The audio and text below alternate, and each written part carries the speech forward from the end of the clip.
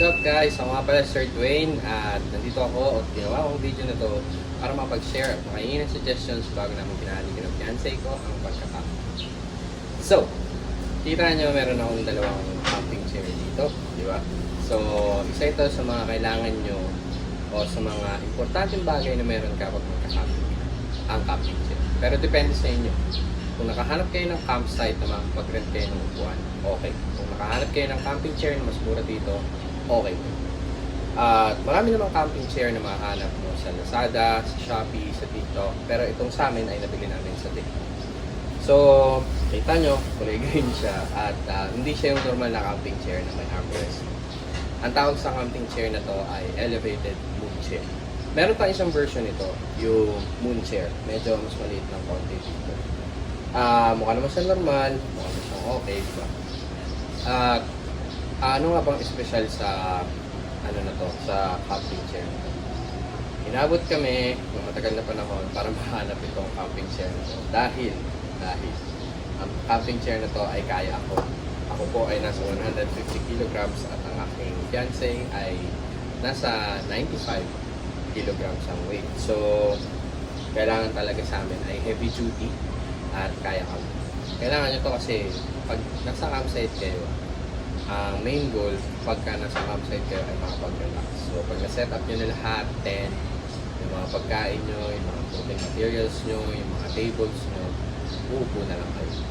At makikita nyo kung paano namin ginamit to sa mga previous camping videos namin. Na ilalagay ko ang link sa description box sa baba. Dalawang beses pa lang kami nagka-camping. Sabi ko nga, sobrang newbie kami kaya gusto ko mag-share ng ideas at saka humingi rin ng suggestions. Mula talaga sa mga expert na sa pagka-camping. So, ito. Ang matindi dito, kaya nga ang weight ko at ang weight ng partner ko or ng fiancé ko. So, solid siya. Nakadalawang camping na siya. Sa Tanay kami nag-camping. Sa Tanay, bakit sa Tanay? Maraming campsite sa Tanay at bukod doon, malapit kami sa Tanay dahil taga-Rizal din ako. Kaya namin bumiyahe papunta sa Tanay ng around 1 hour to 1.5 hour lang. So, sobrang convenient, di ba? Kaya doon namin nabili. Maraming campsite sa Tanay na sobrang newbie-friendly at sobrang accessible kahit sa mga sedan at mga motor at mga hatchback. Ang kotse namin ay hatchback po, ang Toyota Wigo, ang ginagamit namin dalawa ng aking fiancé. No? Ang maganda dito, meron tong lalagyan, pero inopen ko na siya para makita nyo talaga kung itsura niya. At sabi ko nga, dalawang camping, pwede nyo i-check kung paano namin siya ginamit sa mga videos namin. Talagang kaya niya. At walang alumiro. Pero dahil dyan, gagawin ko rin or gagamitin ko rin siya ngayon. Kuha ko sila pareho kung ito.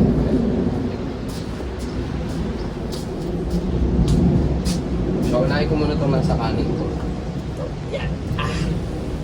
Yan o. Sobrang relaxing. So, pwede pa ako sumandal. Diba? So, isipin mo. Sa Tanay kasi may mga campsite na may ilog. May mga campsite din na overlooking. So, ang gusto talaga namin is yung mga campsite na nasa ilog.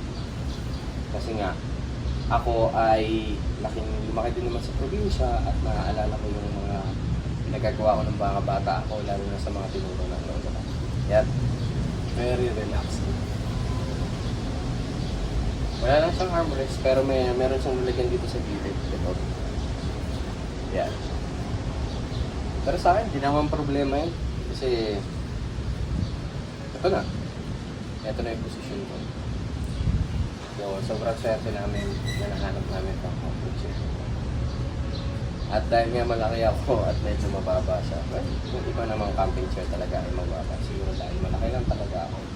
Pag tatayo ako, medyo kailangan ko ng konting pwersa. Kasi nga, pag sumot na ako dun, very relaxed. Ito naman yung isa. Nasa kaliwa ko. Yan. Swabe lang. Diba? Kahit tinukuran ko na siya nung tumayo ako, hindi siya bumigay. Sobrang reliable.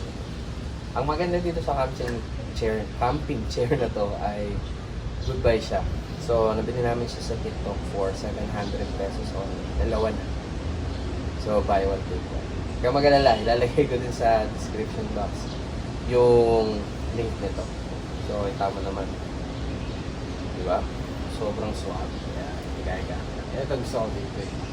Kasi ibang camping set, mababa yung ito. Ito sumandan ng ganyan. Tamang sightseeing ka lang sa langit, no? Relax, habang narinig ko yung mga ibon, yung palaspas ng mga puno, at yung agos ng ibon. So, yun. So, kung talagang gusto nyo mag-relax, maayos yung camping nyo. Mag-invest kayo sa, sa magandang camping chair. Depende nga, sabi ko, kung may budget naman kayo, sige. Kasi nung first time kong mag-research bago kami magkano, talagang yung camping chair na nakikita ko ay libo-libo. Hindi namin kaya. So parang may mga camping chair ako nakita na 3,000 pesos isa. Tapos meron din mga 4,000 plus isa. Meron din nahanap din ako ng para talaga sa heavy duty at that size na umaabot ng almost 7,000 to 8,000 isa. Which is masakit talaga sa bulsa. Kaya ka nga magka-camping para makapag-relax. At hindi ka mag-overbuy, hindi ka masyadong lumastas. So, yun lamang po para sa video na to. Sana bigyan ko kayo ng kaalaman. At kung meron kayong mga suggestion, please feel free to comment. At mag-subscribe na rin kayo sa channel. Maraming salamat. Ciao!